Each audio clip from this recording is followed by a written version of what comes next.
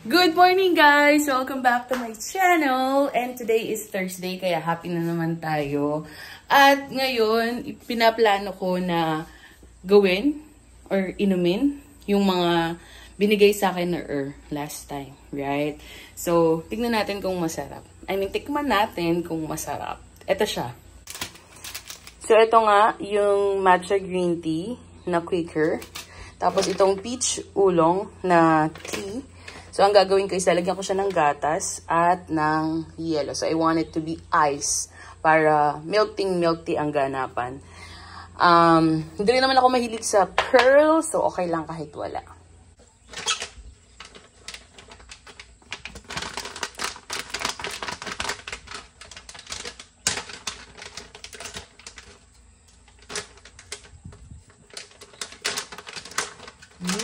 Ganito yung itsura niya sa loob. Oh, ang bango. Guys, kung naamoy niyo lang. Ang bango niya. Na-miss ko ang Taiwan. As in ang OA, ang sarap. As in ang OA, ang bango. Ang bango niya, grabe. Ito na lang gamitin natin.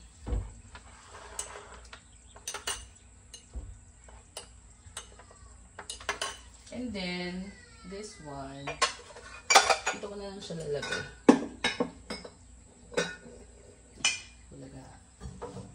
Yes! Meron tayong, wala na pakita, umalis na bigla siya. Ang bango niya! At sobrang yung bango. Para siyang, alam niyo yung sa Starbucks na chamomile? Ayun yung amoy niya.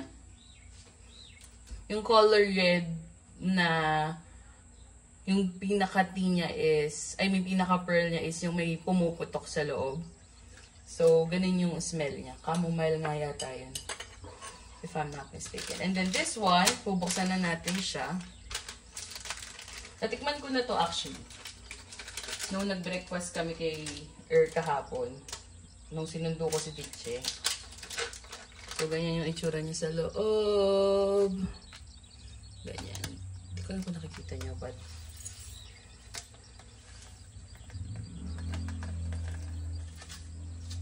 sayang. As a matcha lover, kailangan nakikita niyo Ayoko na madaming water. Kasi nakalagay dito, just add hot water. You know, just add hot water. Sana nababasa niyo. And then, yun lang.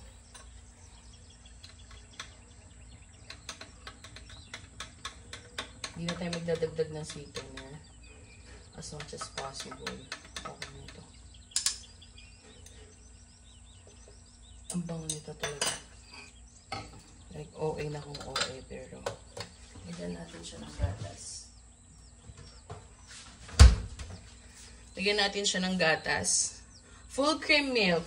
Ito lang kasi yung nakita kong available, pero usually na ginagamit ko is yung fortified, yung Selecta. But I think this one is okay na din. Medyo tataba lang tayo. Dito lang medyo mataba na tayo.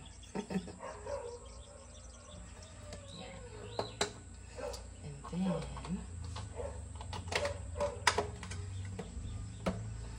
I think okay na to. Jesus. Okay na siguro to.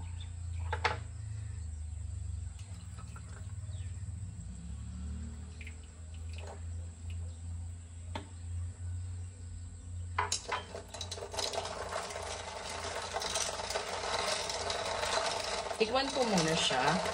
And then, pag hindi, magpapump ako ng Korean. Shucks, ang sarap. OA. Actually, wala talaga siyang lasa. Hindi siya matamis. Lagyan natin siya ng salted caramel.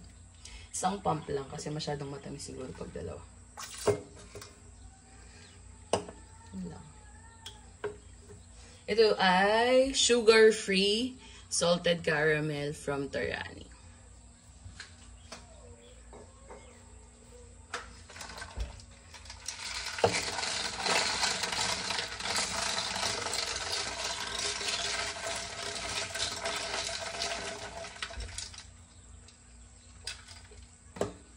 Okay, better.